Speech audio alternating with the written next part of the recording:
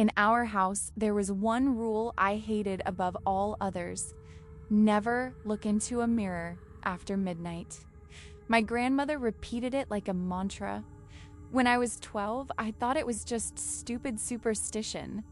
"That's where the dead live," she used to say, her voice trembling. "Looking them in the eye means inviting them in." I used to roll my eyes. Everything changed last Friday. I was home alone for a week, my parents were on vacation, and my grandmother was in the hospital with pneumonia. The house fell into a heavy, suffocating silence. The clock in the hall ticked so loudly I could hear it upstairs, even under my blanket. That night, I woke up with a strange feeling, like someone was standing right behind my bed, breathing on my neck. I went downstairs to get some water. Passing the hallway, I caught a flicker of movement in the old, darkened mirror. I stopped. The reflection was empty, but something felt wrong. I tilted my head. The reflection copied me. I smiled. It smiled back. But just as I turned to leave, I realized something terrifying. I couldn't see my own pupils. Where my eyes should have been, there were just two black, hollow pits. My heart missed a beat. I shook my head violently and looked again. Everything was fine. My brown eyes stared back at me, tired and sleepy. "I'm dreaming," I thought. "Just go back to bed." But I didn't go back to bed. I stepped closer, pressing my nose against the cold glass. I whispered, "Hey, is anyone home?" And then it answered. The mirror's surface rippled like water. My face melted away and reformed into something else. An old woman with gray, tangled hair and eyes as white as chalk. She smiled at me, wide, so wide. Her mouth opened, and from deep inside the glass, a raspy whisper came.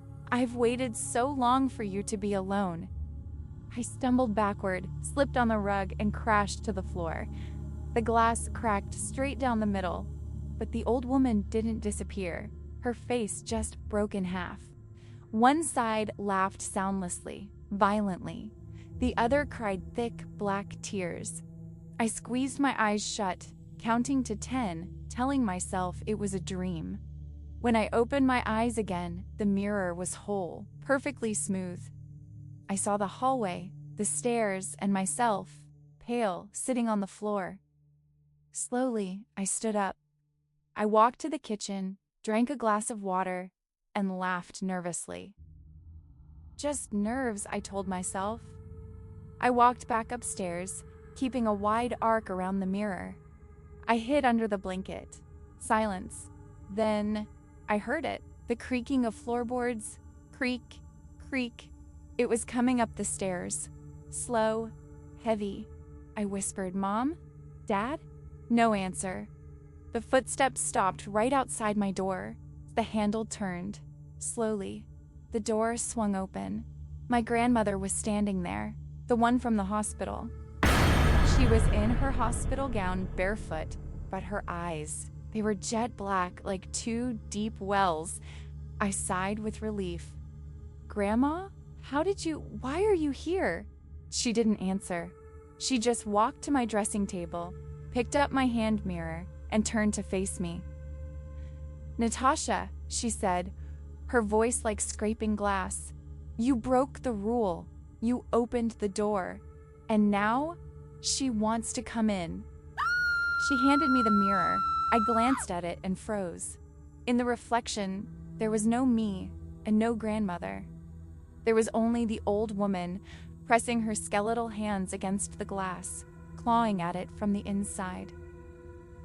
My grandmother leaned in and whispered, "Everything you see in a mirror after midnight has the right to cross over. She waited for you in the hallway mirror, but you didn't come close enough. So she came for me instead. To bring you this." I screamed. I threw the mirror to the floor. It shattered into 1,000 sharp pieces. In that exact second, my grandmother lunged at me, her hands wrapped around my throat, ice cold. Her fingers were too long, too sharp. She pulled my face close to hers and hissed, "Now you will always look into the eyes of death, even with your eyes closed." And then she was gone, just vaporized, leaving only the smell of wet earth and rotting flowers. I sat on the floor, shivering until sunrise. When the sun came up, I looked at the broken glass. In the shard, I saw my face, but my eyes were black, and a tear was rolling down my cheek, though I wasn't crying. I ran to the big mirror. It showed me, pale, scared, but normal, brown eyes. I exhaled, and then I blinked. My reflection didn't blink back. It just put its finger to its lips and shook its head slowly. I realized the truth. She didn't need to crawl out of the mirror. She just needed me to look, to see her in my own face. Now, I don't look in mirrors anymore, but it doesn't matter, because when I wake up at night, I feel her watching me from the inside, and I know I will never be alone again.